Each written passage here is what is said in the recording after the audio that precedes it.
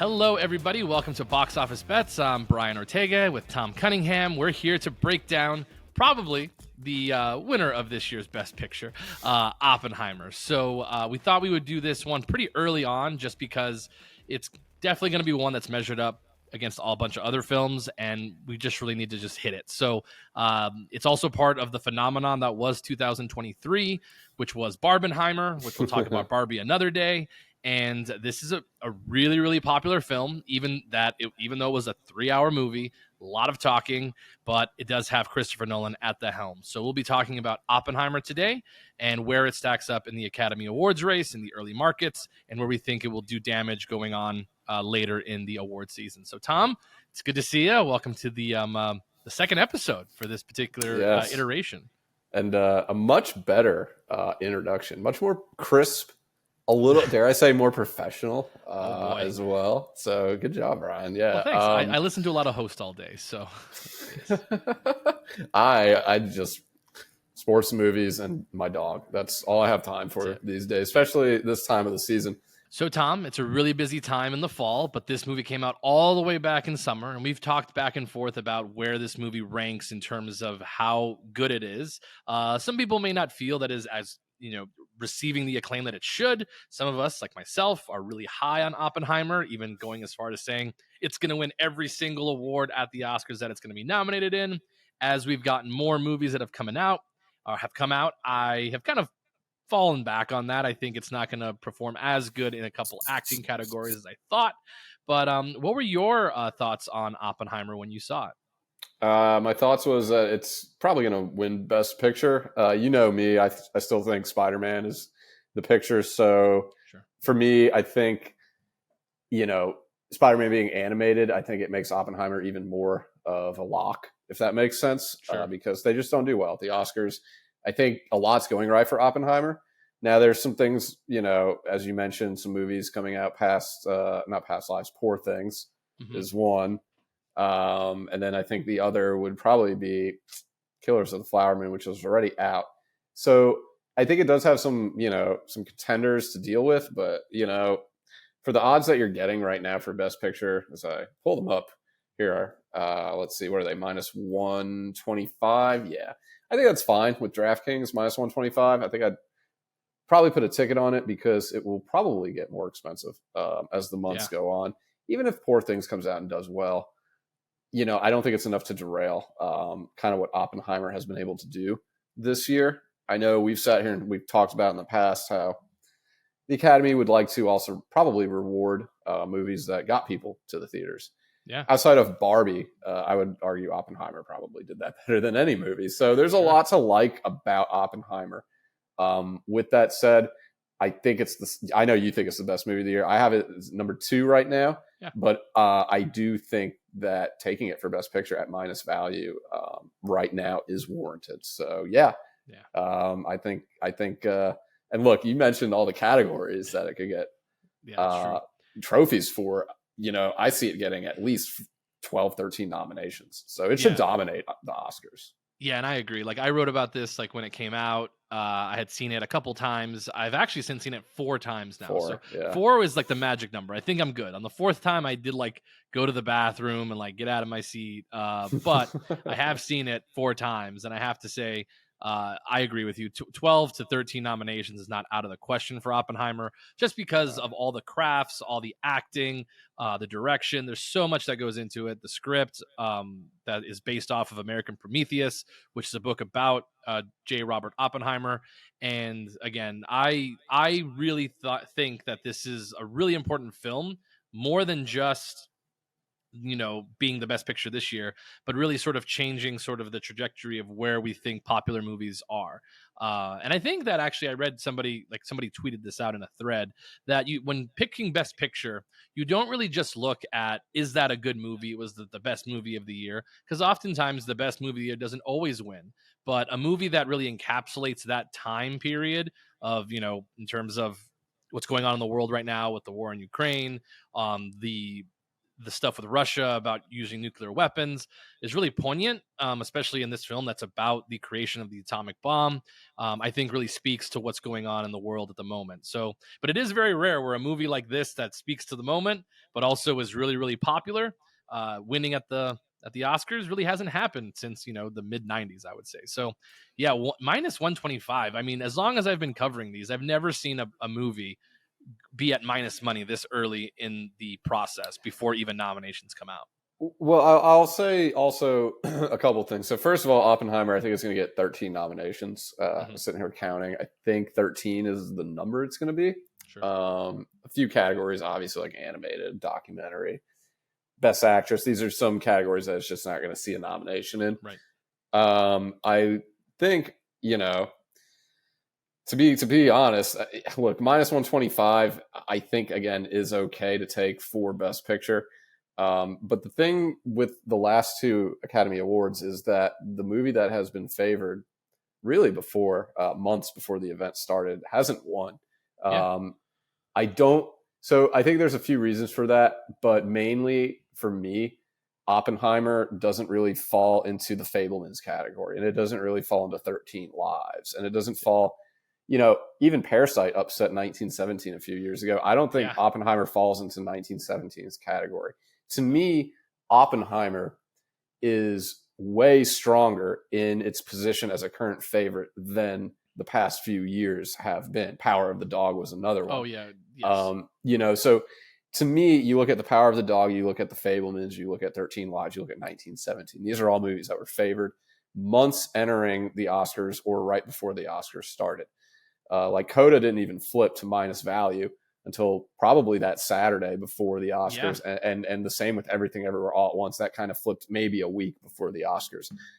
My whole thing is that Everything Everywhere All at Once and Coda didn't really have to go up against such a juggernaut like Oppenheimer. And not only that, a juggernaut to Killers of the Flower Moon, which I think is absolutely excellent. Barbie, The Holdovers, which we talked about already. And then, not for nothing, an animated movie that could make history. So there's a lot here that I think Everything Everywhere All at Once and Coda didn't have to go up against. And for me, Oppenheimer is so strong that it's just, demolishing these other movies we just named. So for me, Oppenheimer is really, really strong. I wouldn't worry about it too much that it's favored so early at minus value, because I know that could steer bettors away. I think minus 125 is cheap enough minus value because I can only see it growing from here, to be completely because I remember when this market opened, I believe they opened it sometime in like July, which is extremely early. The earliest I've ever seen for Academy Award odds come out, at least in the States. It was at, I believe, plus 350, plus 400. And then once the movie started getting closer and closer, a lot of the critics started seeing it. They were able to review it. It really started to switch. And it was 2-1 until I would say about October. And then even September. It was about 2-1 with them and Killers of the Flower Moon. Killers of the Flower Moon came out, was received okay at the box office, but really well critically acclaimed. But even Killers of the Flower Moon hasn't moved off of the plus 330. So really, I think Oppenheimer is going to be very strong in the picture category. Yeah, for me, the movies that get more hype after they've been released prior to them being released tend to do well at the Academy Awards. I mean, you look at Everything Everywhere All at Once that came out in March, and the hype train was still strong in October. That's impressive. That's tough to do. I think with Oppenheimer, there was a lot of hype before it. There's a lot of hype after it. Killers of the Flower Moon, there's a lot of hype before it. Not a lot of hype after it. And I think that's kind of where it's going to fall short. It really has. And just, you have to look at the campaigns, how they did them. So the good thing about Oppenheimer, it really helped that it came out before the SAG after strike. So they were really able to benefit off of doing a lot of the press before up until the summer. And then they had the movie come out. The movie kind of spoke for itself. We had the strike. And then now you have all of these sort of roundtables and these Q&As with the actors after the SAG after strike. So they're really kind of benefiting having, holding the conversation for the entire year, where movies like Killers of the Flower Moon really weren't able to capitalize on having Leo DiCaprio out there. It was just Scorsese doing all the campaigning for him. So we'll go ahead and move off of Best Picture and actually move into the Best Director category, which is sort of natural here. Right, so, what I'm looking at right now. Of course, as we talk about Best Directors, Christopher Nolan is at the top. He's minus 200, which that just flipped today. I believe it was like minus 150, minus 110. It is now minus $2. I think it's now gone too far past where you'd want to get any value. But who do you think might be able to upend Christopher Nolan? And do you think he's deserving of having this top spot? Oh yeah, well yeah, he's deserving of it. Minus 200 is too expensive though. I'm not paying that. Also because great movie, job well done by Christopher Nolan, but I think there's a legit case to be made for a couple of these other names here. You look at Martin Scorsese, Killers of the Flower Moon. I actually have him ranked number one in my director rankings. Plus 250, I think that's perfectly fine to test. The ensemble the ensemble for Oppenheimer was done very well. I tend to lean towards directors that have to deal with an ensemble because it's more difficult. Like Spielberg's West Side Story was really impressive to me. Musicals are impressive to me for directors. It's just a lot more to work with, which kind of goes to Greta Gerwig too. At 7-1, she was actually 4 digits not long ago. I know, right? So, wow. Yeah, to see it kind of jump, she was below Celine's Song for Past Lives. She's jumped her now at 7-1. So, it seems like a leaky faucet, and so you're going to want to grab a bucket and make a wager on Greta Gerwig before her. I think she's going to get nominated at this point. I think so too. Like some people are leaving her off lists, and I'm like, why? Like the Academy loves Greta Gerwig. She got people to the theater. Also, you mentioned 100%, and then. So this goes into like the narrative aspect of it. How terrible would the Academy look to not nominate the director who had the highest grossing film of the year? And it's a female driven film because it's a female protagonist. So that would be absolutely terrible, but she 100% deserves just to get in on her own merit, not just because she's a woman or whatever. So. I know we're not talking about Barbie, but I've had this nightmare if like Gosling gets nominated but not Margot Robbie. Like that, that might not go well with a lot of people, but it could happen. It could. 100%.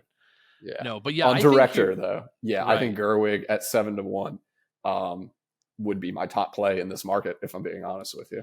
Yeah, definitely. I mean, I don't hate it at plus 700. That's actually not a bad number. You could have got it higher, but plus 700 is not bad. I think Yorgos Lanthimos for Poor Things at plus 400, just because the movie hasn't come out yet. We know it's sort of that unknown, and a lot of this is sort of like the unknowns you kind of have to bet on, which is kind of contradictory to what we do in sports betting, but. You get a lot of hype for Poor Things coming out. Everybody says they love it. So it's plus 400. You want to grab it before it goes down. So I think Yorgos Lanthimos at plus 400. You like Greta Gerwig. I like that one, but it's hard because it's, a comedy fantasy sort of film. But I mean, I wouldn't go against Greta Gerwig. We'll talk more about Gerwig when we do Barbie's breakdown. I think the name really being overlooked here is Scorsese. For a lot of reasons. I think, you've brought this up in the past that this could be it for him at the Academies. He might make another movie and it could or could not get nominated, but this might be his like last big masterpiece. And before I saw Killers of the Flower Moon, my first thought was that he getting a nomination would be enough by the Academy. Be like, all right, we've recognized Scorsese. Like, we're good. That was a damn good movie, though. And it was a lot of moving parts. It's a long story. Film editing becomes very important with that sort of film and storytelling. And for me, I think the plus 250 is a good enough take right now.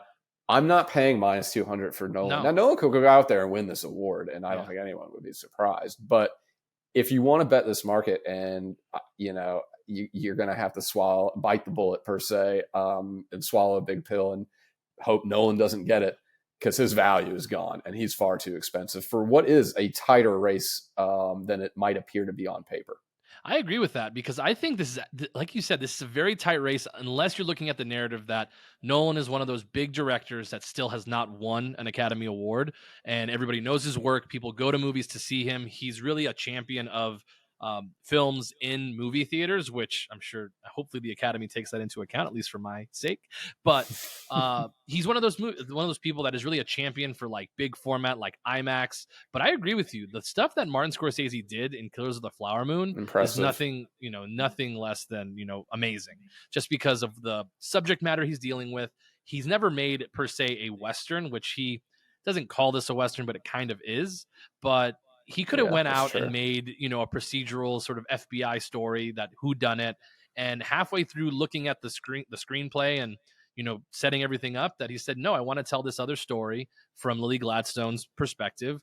And I think he's commended for that. Obviously, you get a lot of people saying that, well, he's not Native American, so he can't make this film. Well, people aren't giving a lot of young directors the amount of money that they gave Martin Scorsese. But the way that he can get the best out of Robert De Niro, I think, is fantastic directing. But people might ask, why is Christopher Nolan such a favorite in this category? Why One of it not? being the do factor, but also just the scale of what he's working with, and then also the layers upon layers of trying to figure out how to make nuclear physics and atomic science interesting to watch. Because as I just explained it, I sort of like nodded off, but he makes it interesting. And I mean, he makes it an interesting film for 3 hours. And then I just enjoy the whole practical effects part of it. He has his style as well. And of course, just the cast that he's able to put together. I think he had like 3 or 4 Academy Award winners in his cast. That certainly helps making this film. But again, just speaking of best director, I think Scorsese is a good choice at plus 250. I think all the value is gone at minus 200. So in terms of the big categories, I might stay away from Christopher Nolan. I will be cheering for him to win because he's probably one of my favorite directors. But in terms of tickets, maybe Scorsese or Latimas for your money.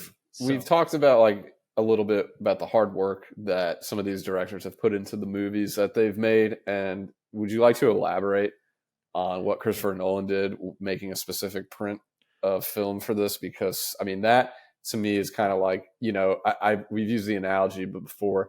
It's like taking the test and then getting the bonus question right, or it's like doing the extra credit work to get that extra to show the teacher that you're trying really hard. And I think that's what Nolan did here.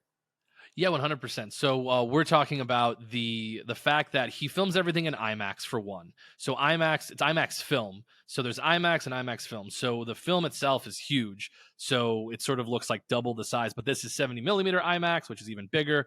But then he wanted to film parts of it in black and white, which IMAX does not actually have black and white film prints. So they actually had to create the actual film print to be IMAX in black and white, which, I mean, when you're starting to create things for your movies, I think it's unbelievable. And they even pushed it to the brink of being through a 3-hour IMAX movie. I believe it holds the record for the longest IMAX feature film in film print in IMAX 70 millimeter.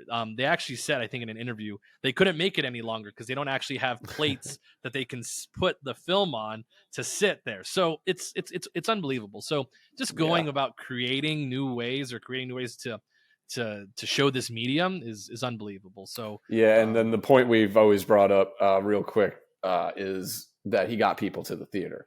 100%. And I would argue, following the pandemic, it's been real tough to get people to go back into a movie theater. And I think Barbieheimer, that entire event, was probably the biggest weekend movie event it could be close to a decade, Brian. I mean, it was big. So I actually did the Barbenheimer thing where I went and did both the movies, and it was like being a movie lover. Just in the same day. You did it in the same day. Yeah, so I did in the same day. So just seeing the amount, like a 2-day. Yeah, the amount of people that wanted to experience that whole moment was actually was awesome. I just loved seeing that people were going to the movies and people have a thirst for this.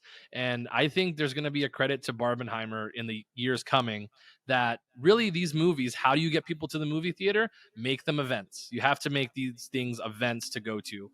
And you can dress up, do the whole thing. I mean, people are doing Taylor Swift and Beyonce, and they're dressing up and doing whatever. So I think that's what you have to make it. So I think that's a big deal. So yeah, make it fun. Getting back to the awards here, let's jump into the big categories. So best actor. So let's jump into the best actor category where Cillian Murphy is the dropped. favorite. Yeah, at minus 135. He was minus 125 earlier. So oh boy. So people didn't like Bradley Cooper coming out. So kind of interesting. I think this is actually going to be a tougher race than people might think. It's sort of a sneaky sort of category. So Cillian Murphy at minus 135, and the next closest person is Bradley Cooper for Maestro. So what did you think of Cillian Murphy's his actual performance, and do you think it garnishes that favorite spot? Yeah, he's winning. As far as I'm concerned, he's winning. Yeah, we'll get to Maestro when it releases, but as far as I'm concerned, he's the guy to catch right now and pass. Now, Coleman Domingo, very good in Rustin, warrants a nomination. Barry Keoghan, botched that name, from Saltburn. I think he also is probably going to get nominated, probably won't win. We brought up Paul Giamatti during the holdovers. He's now 850. I just think it's tough for me to see any of them pass Murphy at this point. And, minus 135, he's clearly moving. He was minus 125, so the odds have dropped already. I think if you wait much longer, if you wait till the end of the month, you're probably going to lose the value. I mean, it's a lot like Nolan's director odds. He's at minus 200. I think Murphy's heading in that direction. I don't see anyone passing him. I think he's the clear-cut standout for best actor right now, going through rankings. The thing we both have talked about with Leo, I forget if it was recorded or not, is that he may have given the third best performance in that movie, Killers of the Flower Moon. So I actually don't, he could win, sure, but I don't consider him as big of a threat as his name might have you believe he is. So I look through these names. I've reviewed a lot of these. Maestro is the big one. And then obviously Kingsley Ben-Adir for Bob Marley, One Love. That's supposed to be really good. Late release date, though. We've talked about how sometimes that does hurt some of these contenders. Also add the fact that, Ben-Adir is going up against some real threats and heavyweights. So I honestly think Murphy is an easy pick right now to win Best Actor. Easy. Yeah, the only person I really see sort of maybe challenging him is Bradley Cooper or Colin Domingo, which they're 2 and 3 essentially on the odds board, just because Bradley Cooper is playing a person. Well, I guess they're both playing people, but he's playing Bernstein, which he had to sort of change how he looked. He had to do a lot of like makeup and prosthetics, and he also directed the film.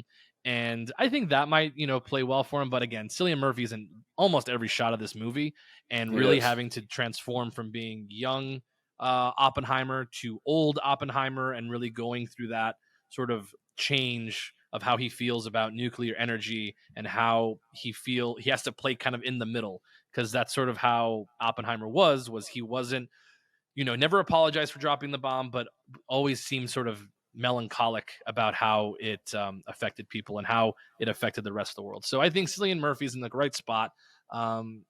Wouldn't make any bets right now. Unless you're going to be betting on Cillian Murphy, I wouldn't bet on anything yet until we get some nominations or when Maestro comes out for Bradley. Yeah, because I don't mind Keoghan and I don't mind Giamatti with the 8-1 and plus 850 odds. I just don't think they're going to win. I think they're going to get nominated, and I just don't think they're going to win. And then I look at Coleman Domingo. It's kind of the same thing, only you're getting shorter odds. I think his performance in Rustin was good enough to get nominated, but to actually lift the hardware, like there wasn't really that one moment in the movie where you're like, that's the clip they're going to show at the Academy. Like that's the thing. I've said in the past, the thing for me that I thought gave Angela Bassett the nomination, and she got a one award win for Black Panther: Wakanda Forever. It was that speech she gave when her daughter went missing. That hit hard. And I think for me, there wasn't a moment in Saltburn, there wasn't a moment in Rustin where I thought, okay, this is the speech that's going to give the actor the award. Sure. I think there was that for Giamatti in the holdovers. Yes. But I'm telling you, Murphy to me is just the clear-cut favorite in that regard. And you mentioned he's in every shot for a 3-hour movie. So yeah, the endurance and the duration. Yeah, the weight put on time on ice. Yeah. give it to Murphy. Exactly. But it's so funny though, because like who was I watching? I was watching the Actors on Actors with Cillian Murphy and Margot Robbie, and they're like, yeah, I actually like playing the supporting character, because being the lead is a lot more weight. You can't really do a lot of crazy.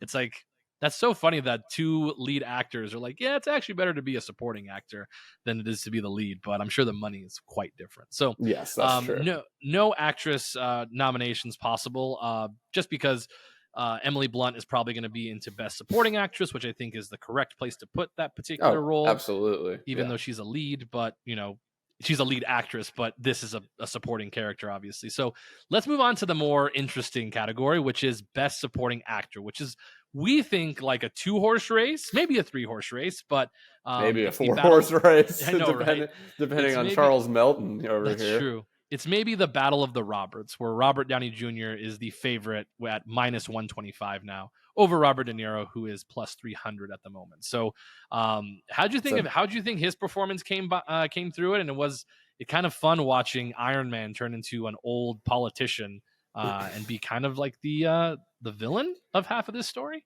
Yeah, and believe it or not, I think the last time Downey Jr. got nominated for an Academy Award for an acting role, I believe it was Tropic Thunder, which might be Best Supporting Actor as well. That's right. So, him being here, this very different role and a very different movie, Tropic Thunder. Tropic Thunder actually really did a good job in terms of satire and it was great. Like things going on in the world at that time. Yeah. Kind of like a setting up like Don't Look Up, that sort of style movie, a satire about something in the world going on. So anyway, Robert Downey Jr. -125. You know me. I think walking out of the theater, I thought he won. And then I saw Killers of the Flower Moon. And my first thought was, damn, De Niro. Like, I haven't seen him have this much fun in a role since Meet the Parents, probably. Yeah. And so I think De Niro at 3-1 is fine. And I say that I think the De Niro 3-1 is fine as a safety valve. Yes. Because I do think I think Downey Jr. is the deserving winner. Yeah. I agree with that. But De Niro, yeah. He was so good. I think we can agree that Robert De Niro was on next level. De Niro was sort of that classics, not 70s De Niro because that's when he was young, but like that sort of in the 90s when he was in like the movie Heat, where he just felt just in control of what was going on in the film, and he sort of knew how to put on that face when he's sitting there and talking to all the people in the town, like, we're gonna fund who was gonna find all of these people. Like, my favorite part of De Niro in the movie was when he was walking to the sister, and then he did like the whole thing, and the camera panned out. That was a great decision by Scorsese. That was my favorite De Niro scene of the entire movie, because it was just like he takes the hat off, he's like brushing his hair back, and then he's screaming, all these chants. It was just something you don't really see from him, especially at the age that he's at now. Right. And I think it was wonderful to watch. So watch out, Downey. Yeah, but he's great. But I mean, I think the fact that De Niro actually has multiple Oscars already, a lot of this, again, comes down to like, are they due? And Robert Downey Jr., really well known in the Hollywood world, obviously his well father, liked too, Robert Downey, and well liked, very charismatic. He's going to turn it on the Oscar circuit. And I think it's right for him to be one of the favorites, just because seeing him go from Iron Man into this particular role, where he did that for so long, being a character that was a superhero, now being able to put on the actor hat and actually sort of explore the space. And it's so interesting in the film where he goes from being sort of that, the longing kind of character at Oppenheimer about being great, and he's just this lowly sort of educator when he first met him, because he was, I believe, head of something at Yale or something, and then going into this sort of conniving political powerhouse. Was so interesting to see him make that turn and really just sort of, again, you saw the Oscar speech, you saw the Oscar clip in that movie. Yep. So 100%. Well, you saw a couple of them. And the way it ended too, even when his right-hand man is just like giving up on him, and he's about to go answer all the media press. Just that little, like, he's just like, all right, like, let's go do this. That was tremendous. It was. I will say Gosling worries me though at +450. Kind of lurking, kind of just lurking there. Yeah, I wish the odds were more 7-1. I'd probably be like, oh, go get Gosling now.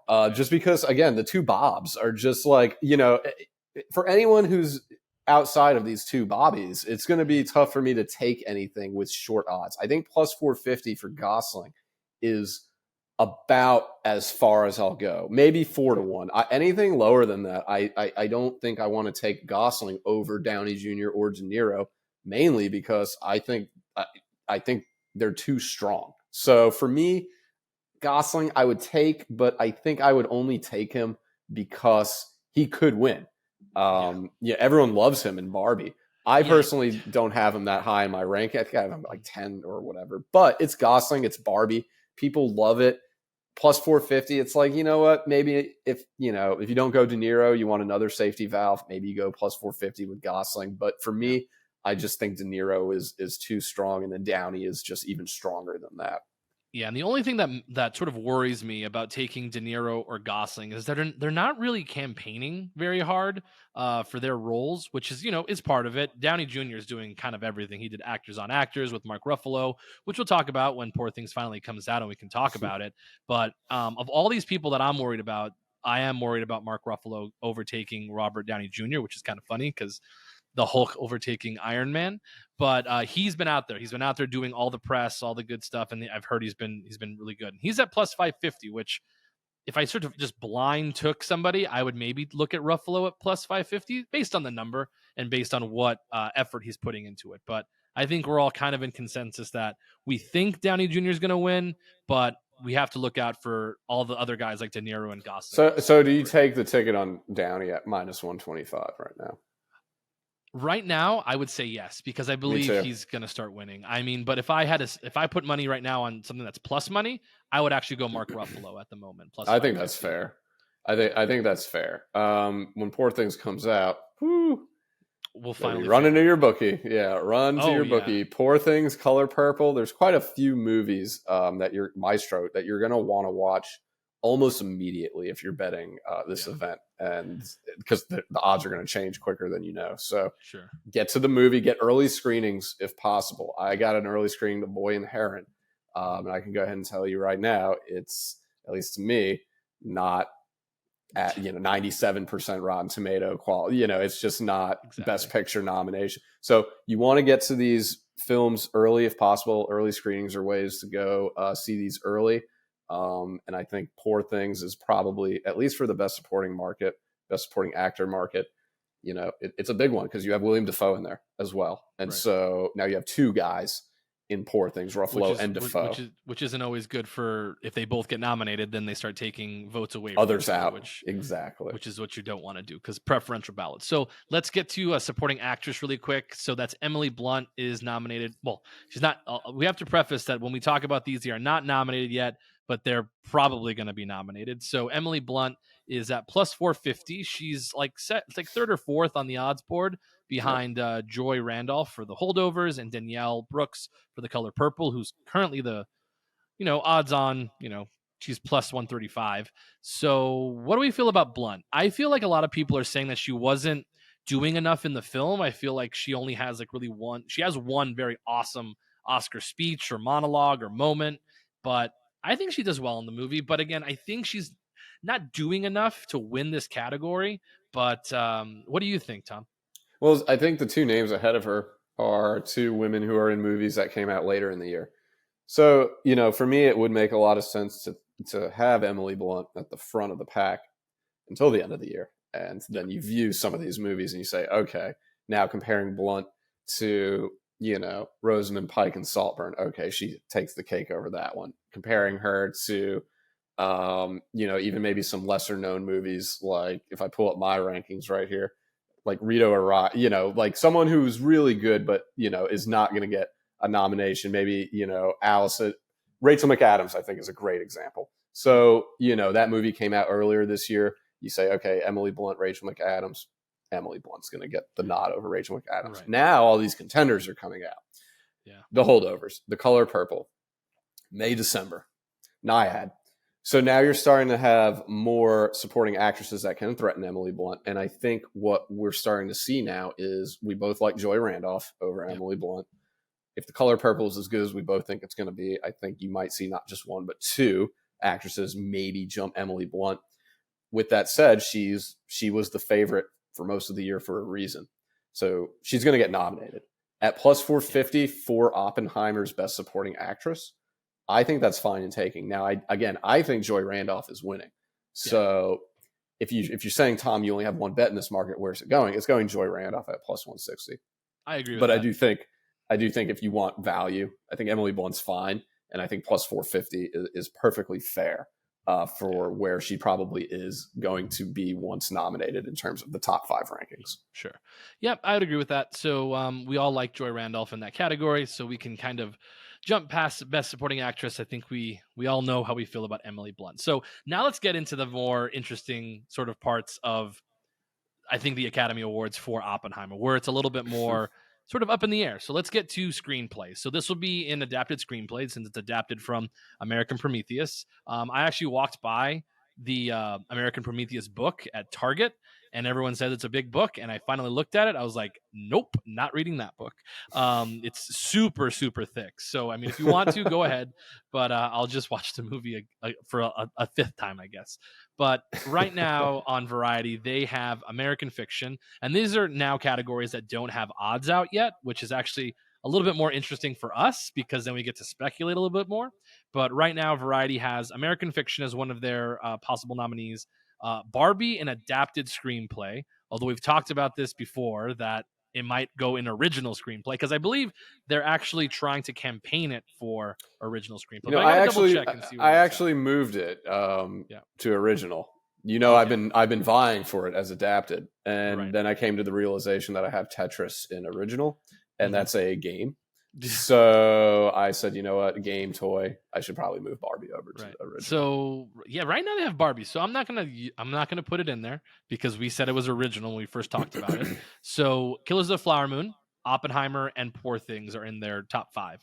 So how do you think this is gonna fare in this category? Because usually we've said in the past that typically the best adapted screenplay or best screenplay usually goes to like the second best movie, sort of as a thanks for making a really good movie, but it's not entirely the best movie of the year. So how do you think this will fall in this category? Yeah, it's kind of like a second place trophy category in a way. But I do think Oppenheimer's going to win. I do think it was the best screenplay. You know, when you map out the movie in words, that's kind of how you have to view the screenplay category, is what you've seen on screen. Now just pretend it's a book.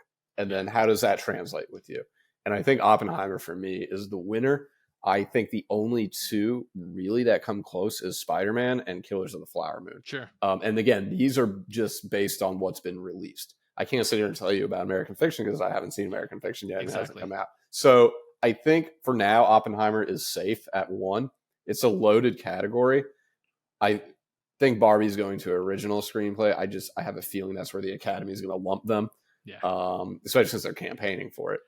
Right. So give me Oppenheimer for now as the best adapted screenplay, but I do think Killers of the Flower Moon and Spider-Man Across the Spider-Verse are 2 contenders. And then everyone else right now falls, I would say, substantially short. Things like Blackberry, things like The Killer, things like Are You There, God? It's Me, Margaret, things like Naiad, things like The Burial. So for sure. No, yeah, I agree. I just think we've had so the good thing about Oppenheimer coming out in July, and I think they're going to have to figure out how to make Oscar season the entire year. But these whole let's release it in November and December actually does not do well for the current way that we watch movies. Like, we want these movies in streaming. We want to be able to watch them because you're now able to watch Barbie and Oppenheimer on digital. You can buy them now and watch them if you want, which I think is big for people wanting to see it at home, kind of refresh. I think it's a big deal, but you can't refresh if the movie comes out in December. But anyways, so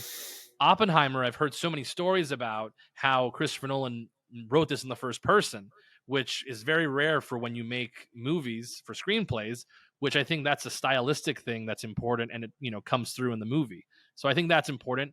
I've heard that Killers of the Flower Moon is actually based on how the FBI did search down who did all these killings for the Osage Nation, and they totally changed what the focus was. So I think that might be going against Killers of the Flower Moon because they basically ended up just using the story, but changing the focus. But I mean, exactly. That's why it's adapted. Poor Things kind of scares me a little bit just because it is based on a very popular book. But it could be original. I've actually seen it forecasted for both. And I think the reason for that is because it's a completely different story than the book, is what I'm hearing.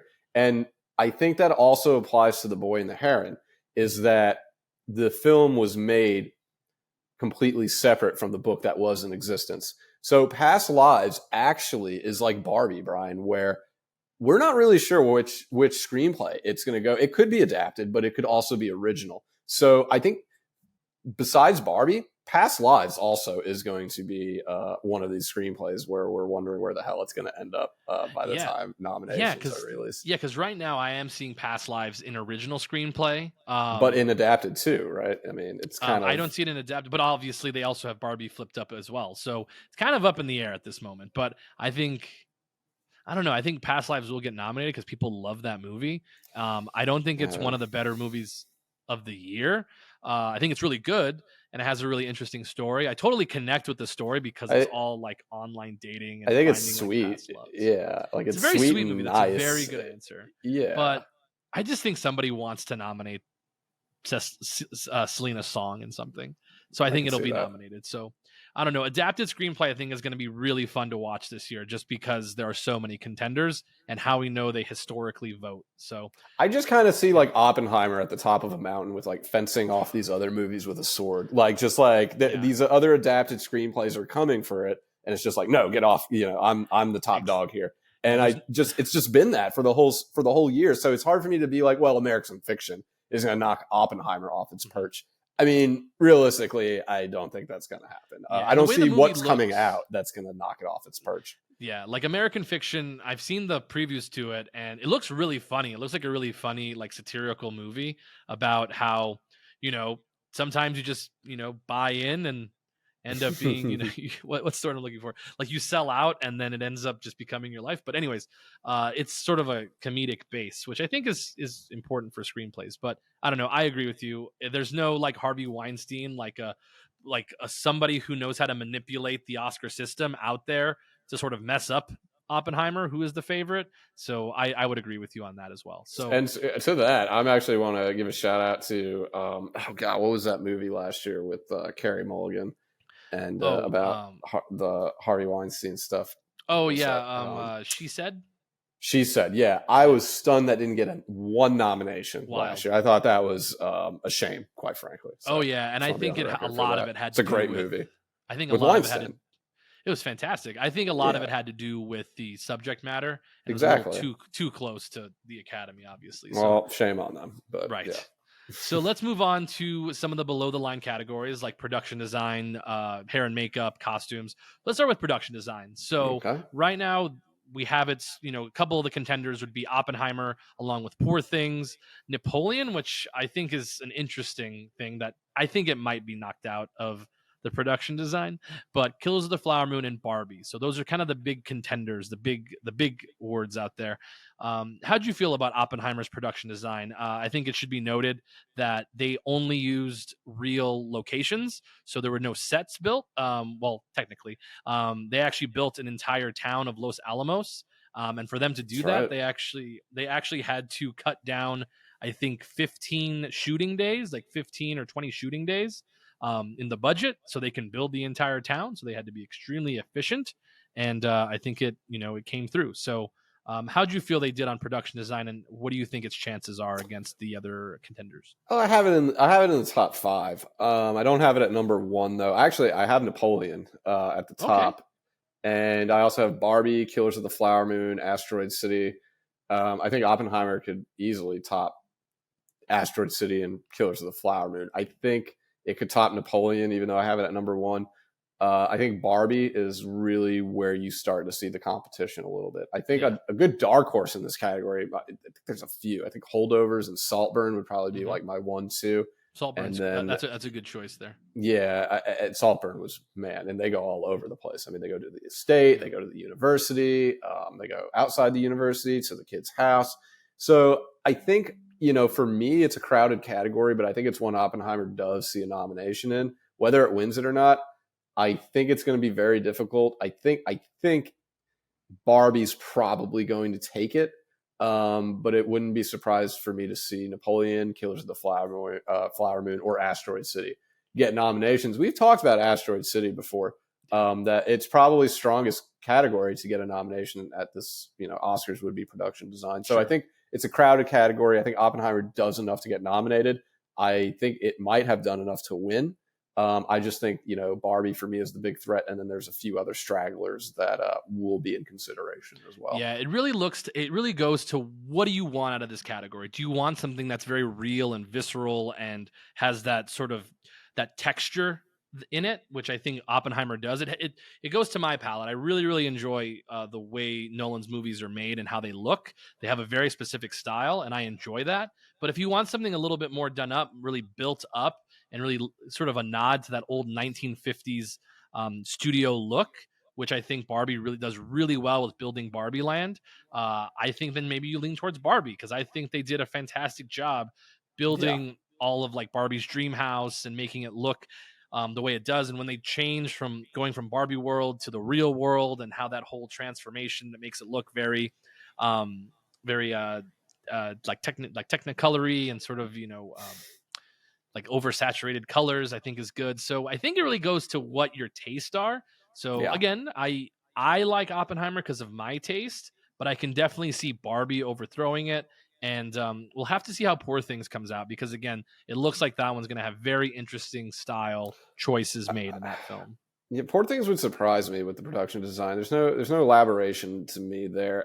And then I look at, with Napoleon, I mean, golly, they go everywhere. I feel, just the difference between Moscow also when they finally get there in the film, as opposed to, being in France, and the beginning with, the beheading of Marie Antoinette, it goes through so much history quickly. Granted, that was kind of a lot of French history people a lot of jumping, had a lot of issues with it. So it's funny because it's a 2.5-hour movie, and it was like, for some people, oh, that's way too long. And then the historians watch the film, they say they didn't spend enough time on the history of the movie, so it's kind of funny. But they do go through it, and I think the production design Napoleon, as they go through time, as they go through countries, and as Napoleon kind of goes through different roles as well. The dining room table, then he's getting married, then he's in his bedroom in his courts. I think for me, Napoleon does a really good job of the production design. I don't know if it's, though, enough to topple Oppenheimer. Oppenheimer, to me, is going to be top 3, I think. Now, I have Napoleon at number 1, but I do think Oppenheimer, when it hears its name announced on nominations, because it will, for production design, I do think it's probably going to have favored odds. If not favored odds, Barbie will be the favored odds, and then from there we'll see what the best play is and see who has the value. No, I think when it comes down to that, when you start getting into those top 3, because I do think Napoleon, I think whenever you do like anything with like the French royalty or the French Revolution era, and you can get it right, it really just looks cool. It looks like the attention to detail was in it. You can't really fake what it looks like, or else it looks cheesy. But I do agree that it looked really great. I do have some notes on the movie itself, I just thought Moscow for me was like the selling point of the production design, and it looks so different than what you would think Moscow would look like. You're like, oh, this place is desolate for sure. But I don't know, I want a little bit more out of Napoleon, because I love Ridley Scott and I love Gladiator, and like those big scenes were very Gladiator-esque, but we're actually kind of missing something for me, but we won't get into it today. But Napoleon's a very interesting movie for sure. So what about, and real quick, we did talk about the holdovers already, and we would agree there, though, even though we loved the settings that brought you that 1970s Northeastern American feel, not top 5 for you, not nomination, not enough to threaten Oppenheimer. It would have to be definitely sort of a surprise to jump in, just because there's so many big movies that are ahead of it. Like even like Maestro is going to be interesting to see. Wonka is actually in there like next in line, and it's been well received, which was actually a surprise because everyone was hating the movie before it came out, and then it came out and they liked it. Color Purple, Ferrari, Asteroid Color City. Purple. A lot of heavy hitters this year, so I don't think it's going to be able to get there, but I do enjoy the look and feel of the holdovers. So as we quickly go through it, we actually skipped one of the bigger categories, and that is cinematography. So cinematography, Hoytema van Hoytema, I'm learning how to say his name, totally killed it on that pronunciation. I got it right away. Good job. He is the favorite. It's not up yet, but he'll probably be the favorite, just because a lot of Nolan movies end up being the favorite. Again, we talked about ad nauseum how it was shot in IMAX, which is a huge thing for the Academy, that you shot it for a movie theater. I think he's rightly the favorite. A couple other probables are Killers of the Flower Moon, Ferrari, Saltburn, Zone of Interest. Those are a couple of the movies that are currently listed as the Oppenheimer. Top. It's Oppenheimer, Brian. I think so too. I think we don't have to say anything more than that. Well, real quickly though, just for this category, I brought this up before. I want to point it out. these cinematography nerds, I can say nerds because I'm a nerd. Sure. These cinematography nerds that vote on best cinematography love movies that utilize black and white cinematography. They love it. They loved Mank. Plus 450, best cinematography underdog, ends up winning. The whole movie was in black and white. Someone told me this, and I thought, that's not one thing to base it. It's a real thing, folks. And Oppenheimer, black and white in, not the whole movie, but I think the usage of the black and white, when was the time to use it? I thought Nolan did an excellent job, which would go to film editing as well. So yeah, Oppenheimer, best cinematography, lock it up. Yeah, and again, using the black and white as a story structure, sort of like how they used it in the movie, like Schindler's List, going back even further, that they wanted to shoot it in black and white to give it that antiquated feel to it, and then obviously, the child with the red jacket was sort of a big part of that film that really put it all together of why it was in black and white. There is a reason why it was shot in black and white. If you ever listen to Nolan speak about this film, it was to sort of differentiate what was objective and what was subjective in the Oppenheimer story. So things that were subjective or objective, I always forget the usage, but coming from Oppenheimer's point of view was in color. And if it was subjective, I believe, and now I'm using the words wrong, but if it was strictly like on paper, like, that was actually noted, it was in black and white. So a lot of the hearings were in black and white because that actually was said. A lot of Oppenheimer stuff is, obviously in color, but really it's used to show the point of view of the character as well as the story structure. So again, I like that point. It's a good point. It's cinematography. I think they've been talking about it so much that it's hard for Oppenheimer not to win in this category. So with that, let's go to film editing, since we just mentioned it. How do you feel it's going to stand up? Because usually Best Picture, movies that win Best Picture tend to win Best Film Editing as well, which right now it looks like it is at the favorite, or one of the favorites. Should be. So Oppenheimer. No, should be. Then we also have Killers of the Flower Moon, which I think is rightfully so. Thelma Schoonemaker, who's been the editor for Martin Scorsese for ever since I can remember watching Martin Scorsese pictures. They also have Barbie. They have Air in there and Maestro. I think Air might be not. I don't think so. But Barbie is also in the mix for this one. So what do you see in film editing? I have Barbie and Air pretty low in my rankings. Yeah. I have Oppenheimer 1, Saltburn 2, Killers of the Flower Moon 3, Spider-Man Across the Spider-Verse 4. I think it's interesting that a lot of the action movies are getting a lot of love in film editing. I've seen Mission Impossible on some forecasts. I've seen John Wick Chapter 4 in some forecasts as well. Yeah. I've seen Creed 3 as well. It's just interesting that some of these fast-paced movies per se are getting some love here in the film editing. I think Oppenheimer's fine. I think it's gonna win. When you watch this film, kind of goes hand in hand with the cinematography that we've been talking about with this movie. The specifics that Christopher Nolan and the extra mile he's gone through, for these movies to be played in certain theaters is like a love for the art that the Academy is gonna, really, really appreciate. I think it just stands out to me over a lot of these films.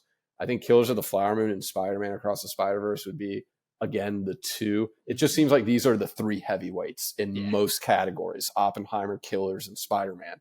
I do think Saltburn has a chance to see nomination in this, but I don't think it has a chance to win. I for one, think Oppenheimer is probably going to see very, very long odds and probably close around something near -400, -500 would be. I would agree with that, especially if it's going to be, it's -125 right now to win Best Picture. And again, this award is typically correlated. So you can kind of, if you're looking at the math, you kind of want to get on both of these at the same time if you can. Yeah. But for me, the reason Oppenheimer is probably going to win in the Best Film Editing category is that really just the Trinity test. So watching the build up to the bomb dropping, to them, worried about if it's going to go off or not, worried about if they're going to, mess up the test itself, if they're going to implode the atmosphere, and then the rain that comes into it. And then they're like, just this anticipation that's built up, and everybody's waiting in the theater. Everybody's waiting for this thing to go off. And once it goes off, silent. There's just no sound. Which it goes to the sound, I think. Yes. And, for me, so I just got out of a screening of, I've said this a couple of times, I got to stop saying it. I saw The Boy with the Heron. To me, the sound was the standout.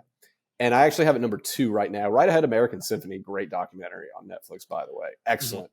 But number 1's Oppenheimer. And you've brought this up a lot, that sometimes you can even use the silence of sound to your benefit for best sound. A few years ago, what was the Riz Ahmed movie? No, Riz Ahmed, where he's a deaf drummer. It's Sound of Metal. Sound of Metal. Sound of Metal. Different Sound of Music. Yeah, different Sound of Music. But the Sound of Metal, Sound of Metal with Riz Ahmed, they won Best Sound, and it was, I think, a lot of the silence that they used in that film to their benefit in terms of the sound editing and sound mixing. So sometimes the silence that is used by filmmakers in their movies and their storytellings actually works for best sound, which is weird because there's no sound in silence. It's just silence. There's no sound, but being able to almost DJ, when sound comes in and out or not, that is an art, and that's something Oppenheimer does better than any movie this year. 100%. So where do you think it's going to sit in sound? So I'm trying to pull as up, the favorite. 100. Right? Let me pull up my rankings because I got them right here.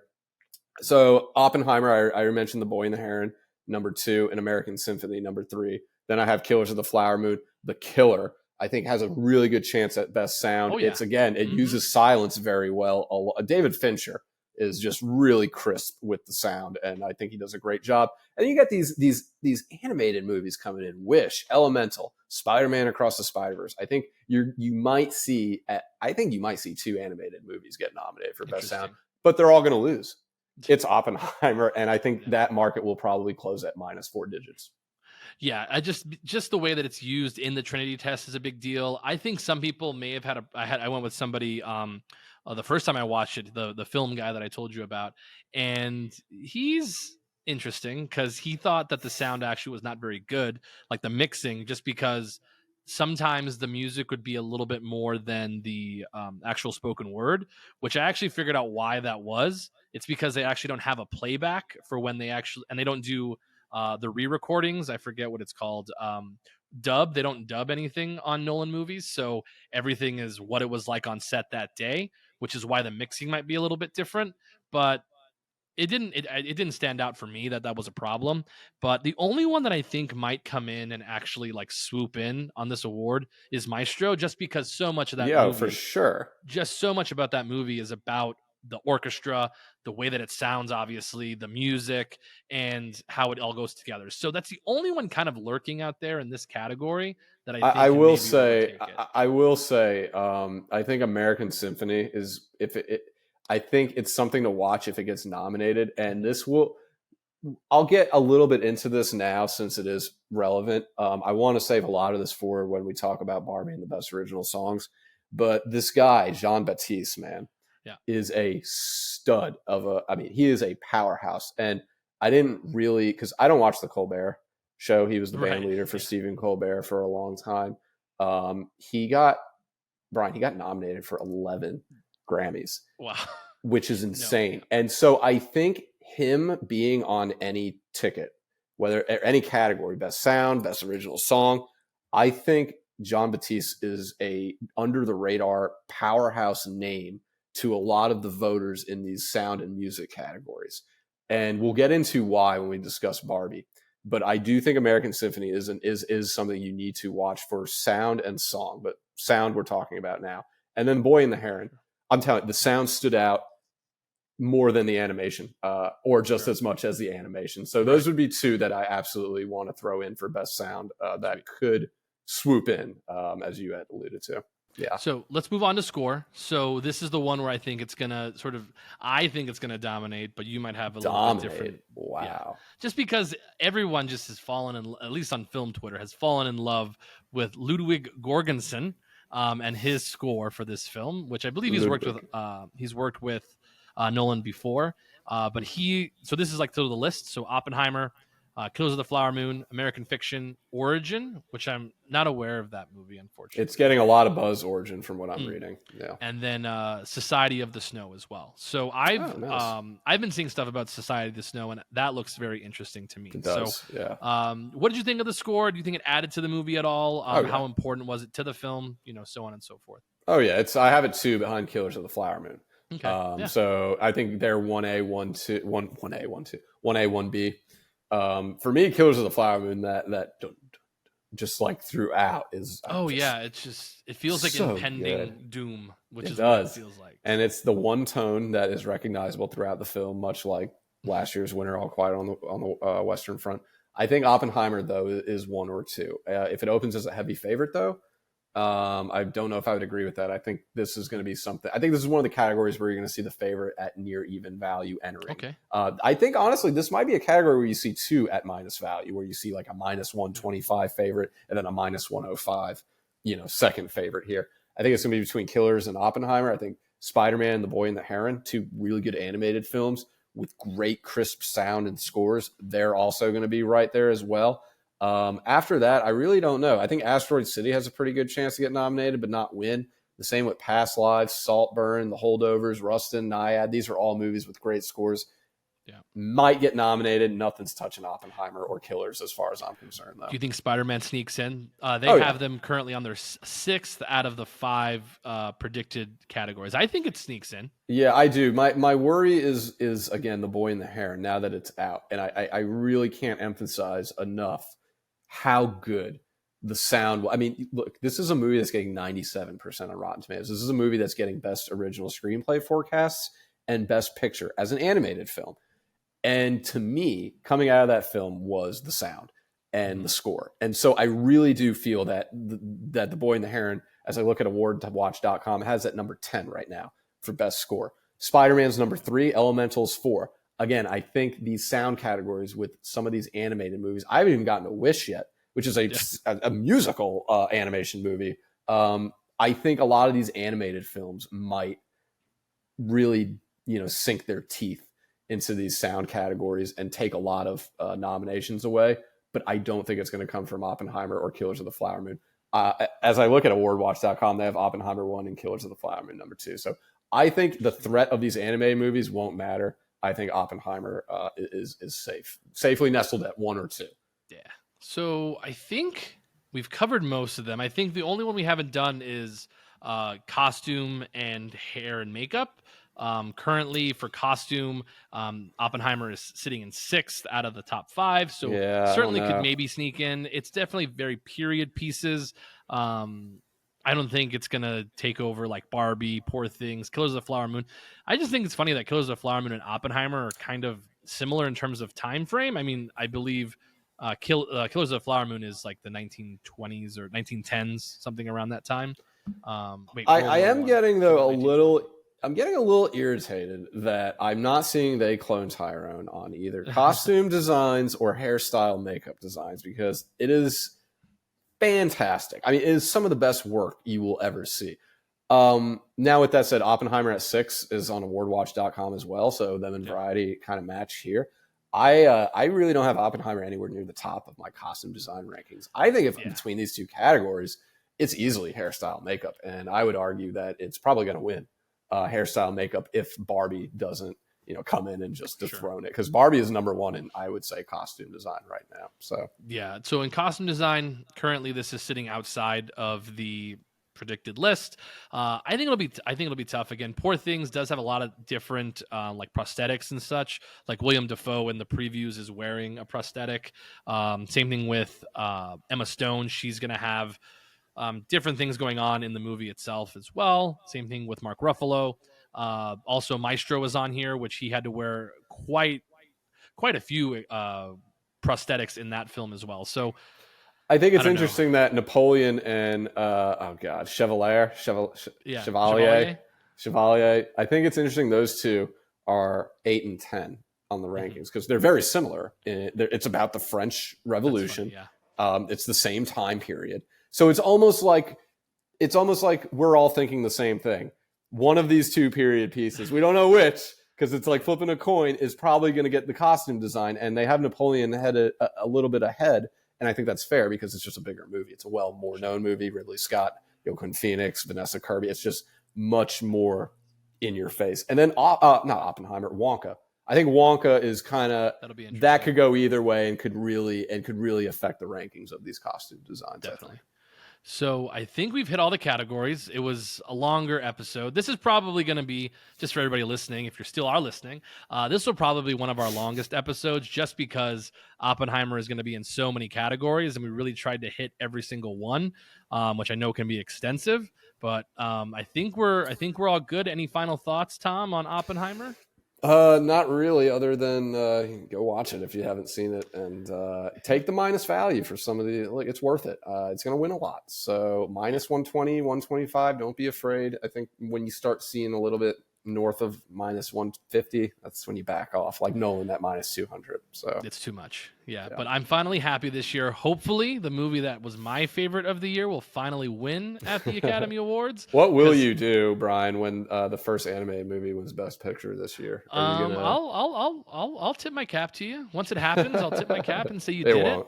But I mean, I don't. Look, a guy can dream, right?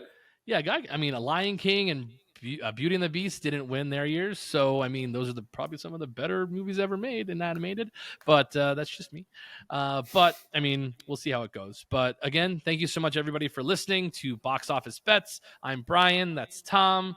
Again, make sure to listen to us for any of our latest, leans or some of our best bets for the Oscars. And again, you can follow us on any of our socials. Tom's is at _TJKC_ for any trends you might have.